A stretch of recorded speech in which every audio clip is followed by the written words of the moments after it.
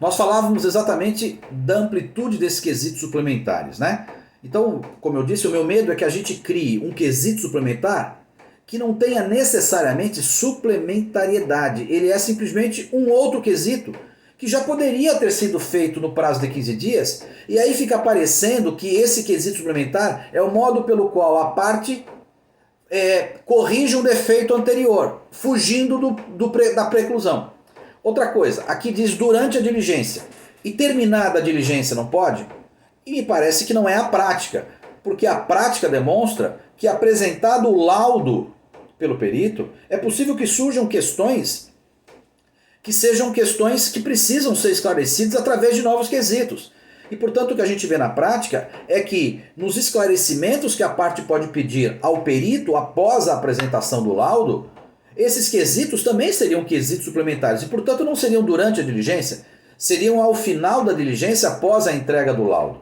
Então, são questões complicadas que, eventualmente, vocês vão ter que,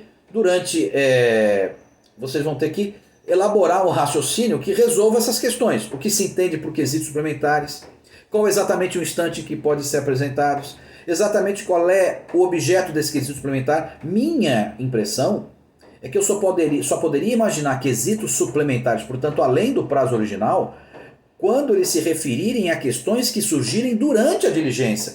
Porque questões que eu já sabia antes da diligência, eu teria que ter posto nos meus quesitos originários. Portanto, me parece que se a gente ampliar demais a perspectiva desses quesitos suplementares, a gente vai estar burlando o prazo preclusivo de 15 dias. Mas, de qualquer forma, isso é uma alternativa que vocês vão ter que analisar durante o estudo.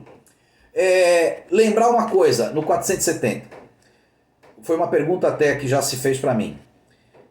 O juiz é sempre aquele cara que, como preside o ato processual, ele vai ter oportunidade, além de fazer os seus próprios quesitos, também, eventualmente, indeferir quesitos impertinentes ou desnecessários.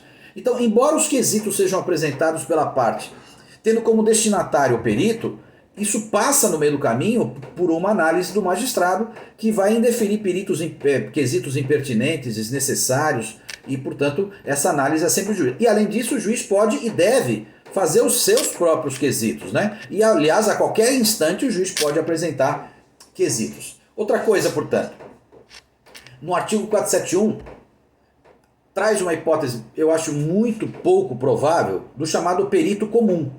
Ou seja, o 471 diz que as partes podem, de comum acordo, escolher o perito. Essa possibilidade, embora em tese possível, é na prática muito incomum, né? Quer dizer, as partes de comum acordo escolherem um perito comum.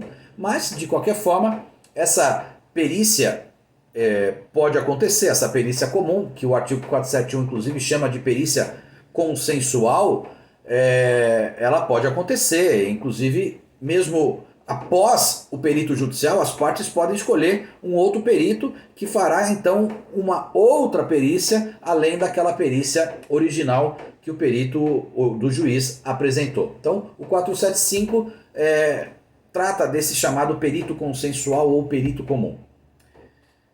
Terminadas as diligências, portanto, finalizado o trabalho propriamente ativo do perito, ele deve produzir a entrega do laudo. Então, o artigo 473 estabelece quais são os requisitos formais de um laudo. O que deve conter um laudo.